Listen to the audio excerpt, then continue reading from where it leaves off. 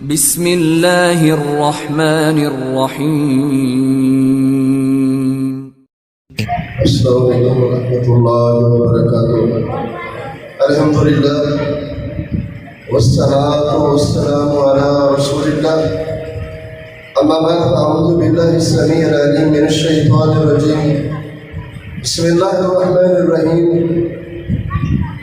قابل احترام سامعین کرام، معزز مہمانان گرامی، اساتذہ کرام، سب سے پہلے میں آپ سب کا شکریہ ادا کرتا ہوں کہ آپ نے آج کے اس اور رونق یوم آزادی کے موقع پر اپنا قیمتی وقت نکالا اور اللہ کی رضا کی خاطر بچوں کی اور اساتذہ کرام کی حوصلہ افزائی فرمائی۔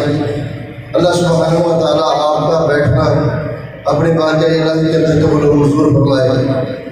آزادی کا مقصد کیا ہے؟ ہمارے بزرگوں نے لاکھوں قربانیوں کا نذرانہ پیش کیا، اس کا مقصد کیا تھا؟ یہ پاکستان ملک جو ہم نے حاصل کیا ہے، کیا یہ اس لیے بنایا گیا ہے کہ یہاں پر شرک کے اڈے قائم ہوں گے؟ کیا یہ ملک اس لیے حاصل کیا گیا ہے کہ یہاں بدعات اپنا عروج پکڑیں گے؟ کیا یہ ملک اس لیے حاصل کیا گیا تھا کہ یہاں ڈکیتی اور چوری کا عروج ہوگا؟ نہ میرے بھائیوں، اس کا جو سب سے بڑا مقصد ہے جس کے لیے ہمارے اسلاف نے قربانیاں دی، وہ ہے لا الہ الا اللہ محمد رسول اللہ۔ اس کے پرچم پر یہ کلمہ طیبہ یہ چیز کی طرف اشارہ کرتا ہے کہ اس ملک کے رہنے والے، جس ملک کا نام ہے پاکستان، کے پاک لوگوں کے رہنے کی جگہ یہاں امت محمدیہ کے وہ لوگ رہیں گے جو پاک ہیں، جن کا عقیدہ پاک ہے، جو شرک سے پاک ہے، جو بدعات سے پاک ہے، جو خرافات سے پاک ہے، جو رب رسول کے احکامات کے مطابق اپنی زندگی بسر کرنا چاہتے ہیں۔ یہ حقیقتاً ملک ان کے لیے حاصل کیا گیا ہے۔ لیکن میرے بھائیوں بزرگوں، آج ہم نے اللہ کی اس عظیم نعمت کو بلا دیا ہے، ہم اپنا مقصد بھول گئے ہیں۔ آپ بھی اور میں بھی اپنی ذمہ داری کو نہیں نبھا رہے۔ اصل فرض ہمارا یہ ہے کہ جس مقصد کے لیے ہم نے ملک پاکستان حاصل کیا ہے، اس مقصد کو پورا کرنے کی کوشش کریں۔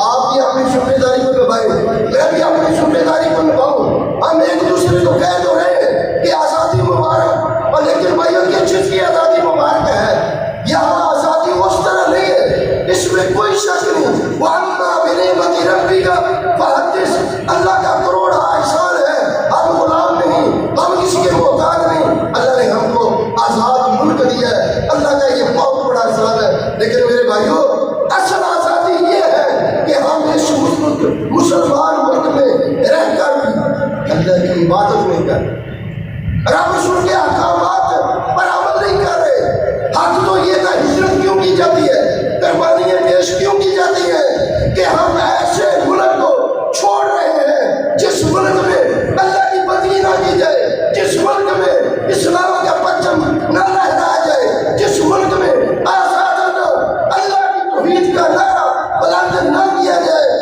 تو بھائیوں، ہجرت کا مقصد یہ ہے کہ دارالکفر کو چھوڑ دینا، دارالاسلام کی طرف جانا، ایسے علاقے کی طرف جانا کہ جگہ جا کر انسان آزاد رہنا، اللہ کی عبادت کرنا۔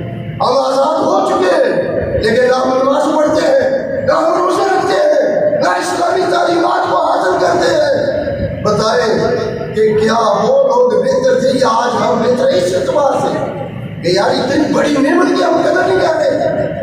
ہم غلامی پسند کرتے ہیں یا آزادی؟ ہر بندہ آزادی پسند کرتا ہے۔ ایک انسان جیل میں ہے، ایک آزاد پھر رہا ہے، جیل والے سے آزاد افضل بہتر ہے۔ الحمدللہ ہم آزاد ہیں، لیکن بھائی اس آزادی کی قدر کریں، اس ملک کی سلامتی کے لیے ہر ممکن آپ بھی اور میں بھی کوشش کریں، چھوٹا بھی، بڑا بھی، نوجوان بھی، مرد بھی، خواتین، ہر کوئی اپنے اپنے فرائض کو ادا کرے۔ اور وہ فرض کیا ہے کہ جس کے دل سے اس ملک کے ہم مخلص باشندے بن جائے، کوئی آدمی کسی کو دھوکہ نہ دے، کوئی کسی پر ظلم نہ کرے، کوئی کسی پر زیادتی نہ کرے، کوئی کسی کے ساتھ فراڈ نہ کرے۔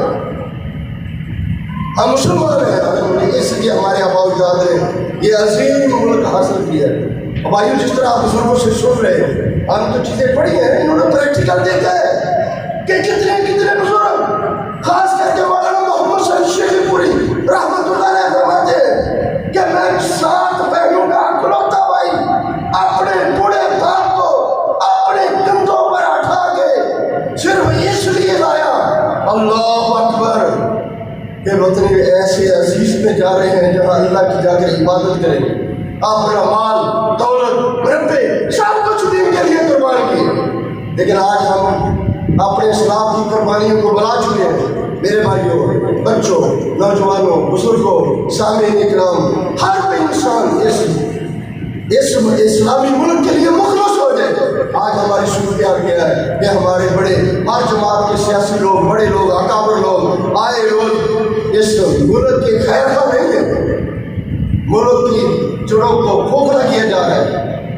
اللہ سبحانہ و تعالیٰ کہ ہاں یہ ہمیشہ دعا کرنی چاہیے، اے اللہ اس مسلمان ملک کی، اس پاکستان کی قیامت کی صبح تک حفاظت، اللہ سے ہمارے بڑوں کو، ہمارے سربراہوں کو، ہمارے بادشاہوں کو اللہ اس ملک کے خالص مخلص ہمدرد اور خیر خواہ بنائے۔ اور میں آپ سب سے اپیل کروں کہ ہم سب مل کر دعا کریں کہ اللہ اس ملک پاکستان کی حفاظت فرما، جو اس ملک کی طرف نظر بد دیکھتے ہیں اللہ ان کو تمام برباد رکھا۔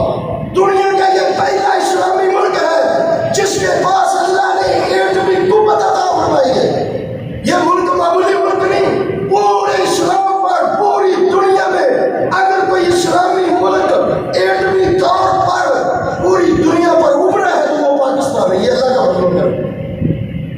اور الحمدللہ اس ملک پاکستان میں بڑے بڑے ہیرے پیدا کیے، بڑے بڑے جید علماء اکرام، بڑے بڑے اللہ والے لوگ جنہوں نے اپنی قربانی پیش کر کے ملک حاصل کیا ہے۔ اللہ سبحانہ و تعالیٰ سے دعا ہے کہ اللہ اس عظیم نعمت کی قدر کرنے کی توفیق عطا فرمائے۔ وَأَقُولُ قَوْلِي هَذَا وَالْحَمْدُ لِلَّهِ رَبِّ الْعَالَمِينَ۔